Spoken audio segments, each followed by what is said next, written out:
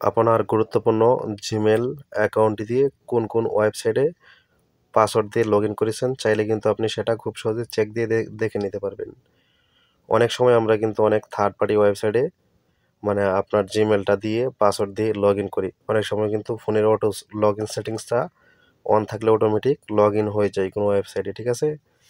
তো সেক্ষেত্রে কিন্তু আপনি যদি আপনার জিমেলটা গুরুত্বপূর্ণ হয়ে থাকে তাহলে কিন্তু অনেক সময় হ্যাকার বা অনেক কিছুতেই কিন্তু ফেঁসে যেতে পারেন বা আপনার তথ্যগুলো কিন্তু হ্যাক হয়ে যেতে পারে।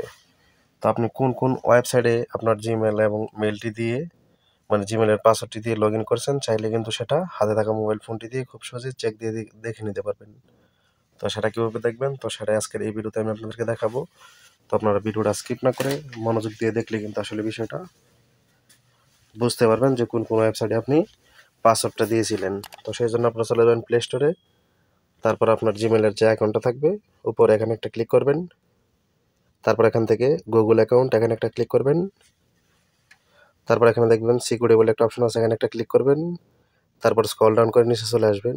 তো এখানে দেখতে পাচ্ছেন যে আমি 3টা ওয়েবসাইটে কিন্তু বা 3টা অ্যাপ্লিকেশনে আমার এই জিমেল এবং জিমেলের পাসওয়ার্ডটা দিয়ে লগ ইন করেছি সেটা কিন্তু এখানে দেখাচ্ছে।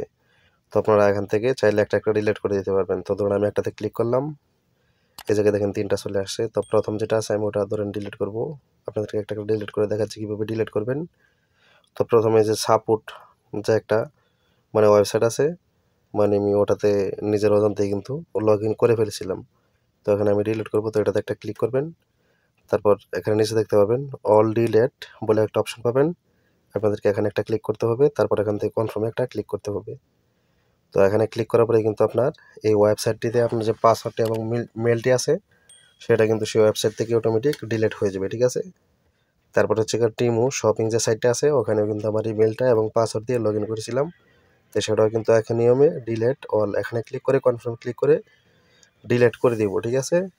তো আশা করি আপনারা এই বিষয়টা বুঝতে পারছেন। তো নিচে যেটা আছে বিআইডিকিউ, ঠিক আছে, এটা আমার প্রয়োজনীয়, এটা থাকবে, এটা আমি ডিলিট করবো না। তো ওইভাবে আপনারা একটা একটা মানে ডিলিট করে দিবেন, তাহলে কিন্তু আপনার ফোনটাও হ্যাক হবে না বা কোনো সময় কিন্তু আপনি আপনার তথ্য ফেঁসে যাওয়ার কোনো ভয় থাকবে না।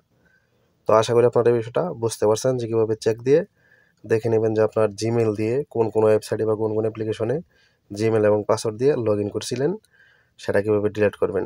তো ভিডিওটি যদি আপনার কোনো উপকারে আসে তাহলে ভিডিওতে অবশ্যই একটি লাইক করবেন এবং কমেন্ট করে আপনার মতামতটি জানিয়ে যাবেন। ভালো লাগলে চ্যানেলটি সাবস্ক্রাইব করে রাখবেন। আর ফেসবুক থেকে দেখে থাকলে অবশ্যই ফেসবুকটি ফলো দিয়ে রাখবেন। তো আজকের ভিডিও এই পর্যন্তই, দেখা হবে আবারও নতুন কোনো ভিডিও নিয়ে। সে পর্যন্ত সবাই ভালো থাকবেন, সুস্থ থাকবেন। আল্লাহ হাফেজ।